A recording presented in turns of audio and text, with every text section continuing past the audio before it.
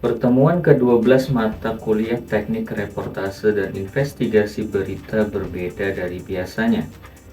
Jika biasanya kami membuka kelas dengan simulasi liputan dan dilanjutkan oleh presentasi materi, maka pada pertemuan kali ini kami mendapatkan sebuah penugasan baru yang jauh lebih menantang, yaitu membuat laporan jurnalistik investigasi dalam bentuk video. Tugas ini dirancang untuk menggali isu-isu yang tertutup, jarang dibahas, namun memiliki dampak yang penting bagi masyarakat. Hari ini, seluruh kelompok memaparkan proposal investigasi mereka masing-masing. Saya Muhammad Fauzan, inilah laporan selengkapnya.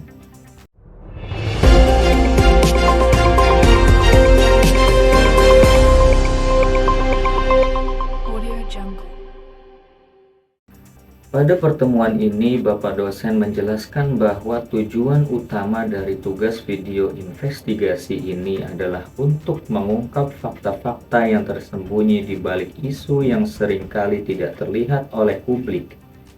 Investigasi berbeda dari liputan biasa, karena tidak hanya menggambarkan apa yang tampak di permukaan, tapi menyelami apa yang tidak diketahui atau bahkan sengaja ditutupi.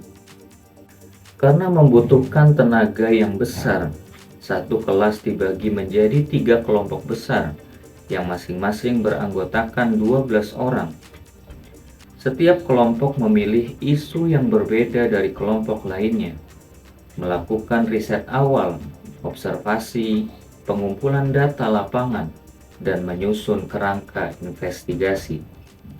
Pada pertemuan ini, ketiga kelompok secara bergantian mempresentasikan proposal investigasi mereka.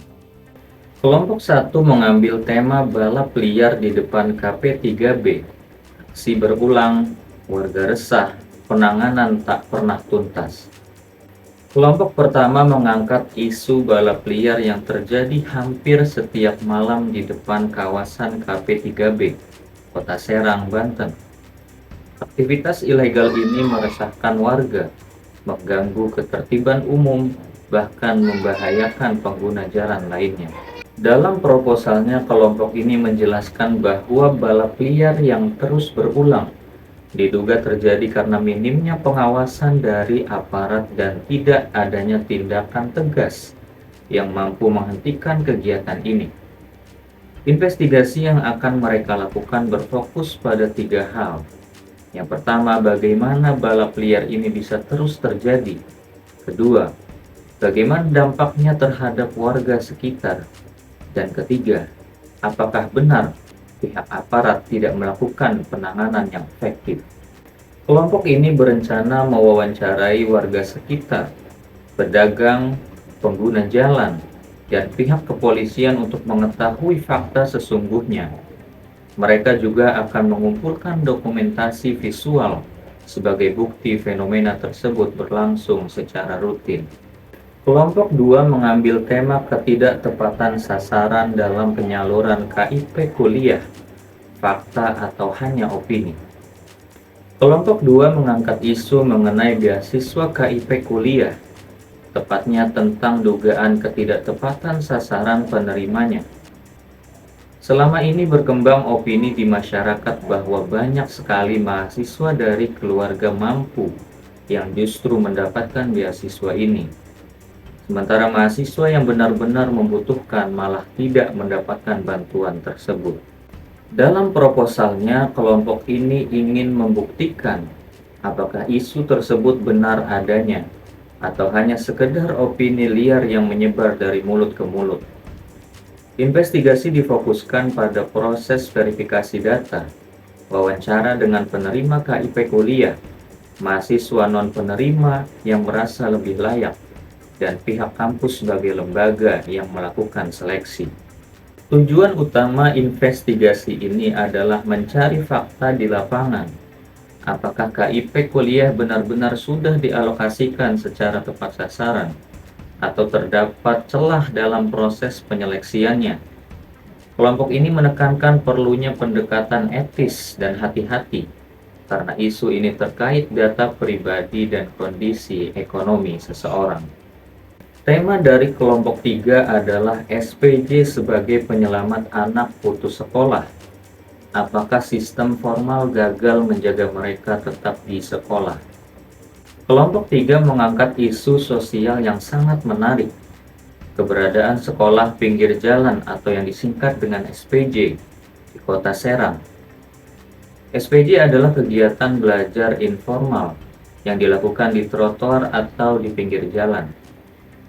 Diikuti oleh anak-anak dari berbagai latar belakang. Sebagian dari mereka hidup dalam kerentanan yang tinggi dan menjadikan jalan sebagai ruang sosial utama bagi mereka. Ada pula anak yang sebetulnya memiliki rumah dan keluarga, tetapi memilih menghabiskan waktu di jalan karena lingkungan sosial yang sudah terbentuk. Beberapa anak diketahui pernah bersekolah formal, tetapi berhenti karena berbagai faktor yang belum sepenuhnya terungkap. Fenomena ini memunculkan pertanyaan yang besar. Apakah sistem pendidikan formal gagal menjangkau mereka? Atau apakah SPJ hadir sebagai solusi darurat karena ada kekosongan layanan yang belum dipenuhi oleh negara?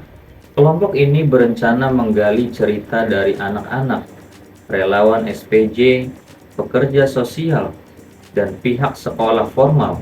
Mereka ingin mengetahui apakah SPJ memang menjadi penyelamat terakhir bagi anak yang terancam putus sekolah, dan bagaimana kondisi ini mencerminkan celah dalam sistem pendidikan di Indonesia. Dari ketiga proposal investigasi yang dipresentasikan hari ini, kami belajar bahwa investigasi bukan hanya tentang mencari sebuah masalah, tetapi mengungkap fakta yang tersembunyi yang memiliki dampak besar bagi masyarakat. Mulai dari balap liar yang meresahkan warga, dugaan ketidakadilan beasiswa, hingga nasib anak-anak yang belajar di pinggir jalan. Semua isu ini menunjukkan betapa pentingnya peran jurnalisme dalam mengangkat suara-suara yang sering tak terdengar. Pertemuan ke-12 ini memberikan pemahaman bahwa jurnalisme investigasi bukan hanya soal teknik peliputan, tapi komitmen moral untuk mencari sebuah kebenaran.